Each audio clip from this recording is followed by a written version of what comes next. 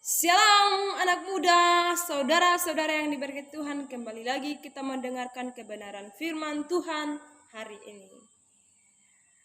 Mari kita belajar bersama-sama kebenaran firman Tuhan yang terambil di dalam Filipi pasal 2 ayat 1 sampai dengan yang ke-5. Filipi pasal 2 ayat 1 sampai dengan ke-5. Jadi karena dalam Kristus ada nasihat, ada penghiburan kasih, ada persekutuan roh, ada kasih mesra dan belas kasihan.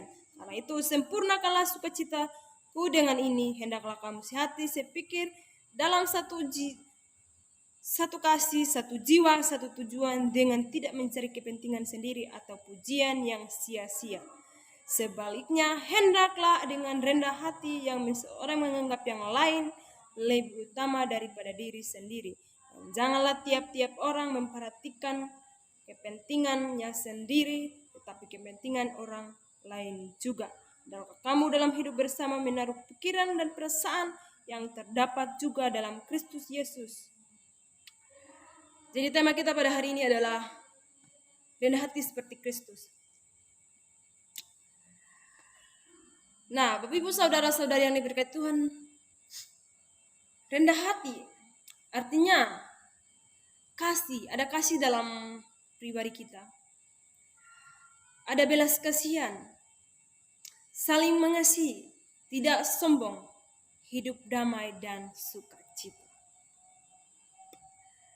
Dalam kebenaran firman Tuhan ini berbicara tentang rendah hati seperti Kristus. Oleh karena itu, rendah hati dengan sungguh-sungguh menjadi seorang yang percaya kepada Tuhan, yang menjadi pelayan Kristus untuk menjadi pelayan Tuhan, yakin dan percaya kalau hidup kita merendahkan diri, tidak sombong, ada kasih dalam setiap pribadi kita, kita akan hidup dengan damai dan sukacita. Nah, bagaimana caranya supaya kita hidup rendah hati seperti Kristus? Caranya ada 4. Rendah hati seperti Kristus dengan menjadi teladan Kristus menaati perintah Tuhan. Ada 4. 1. Nasihat, yaitu supaya rendah hati harus ada kasih, mesra, dan belas kasihan. Mengasihi sesama, tidak sombong, tidak mencari kepentingan sendiri, tetapi memperhatikan orang lain juga. Bapak Ibu yang diberkati Tuhan, kalau kita hidup dalam kasih, kita rendah hati, tidak sombong, artinya kita bisa mencerminkan pribadi kita dengan tidak sombong. Supaya kita menjadi pengikut Kristus, pelayan Tuhan yang tidak mencari kepentingan diri sendiri. Ada kasih di dalam diri kita. Kita peduli orang lain. Kita suka menolong orang lain. Ketika dia susah, ketika dia butuh pertolongan, kita selalu mengasihi, menolong dia dengan sungguh-sungguh. Seperti Kristus, seperti Tuhan Yesus mengasihi kita.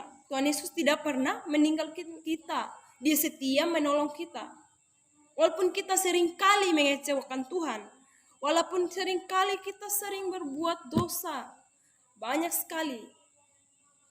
Tidak ada seorang pun yang tidak berbuat dosa. Semua orang berbuat dosa. Tetapi Tuhan setia mengasihi kita. Tuhan tidak pernah meninggalkan kita sedetik pun. Kita mengasihi sesama. Artinya kita melakukan perintah Tuhan itu dengan mengasihi sesama. Tidak sombong. Ketika kita berjalan atau kita melihat teman kita welcome dengan siapapun itu. Terkadang manusia memperlihatkan kesombongan. Kalau dia sudah menjadi orang yang sukses, ketika dia sudah menjadi pejabat, dia memperlihatkan dengan jabatannya dia.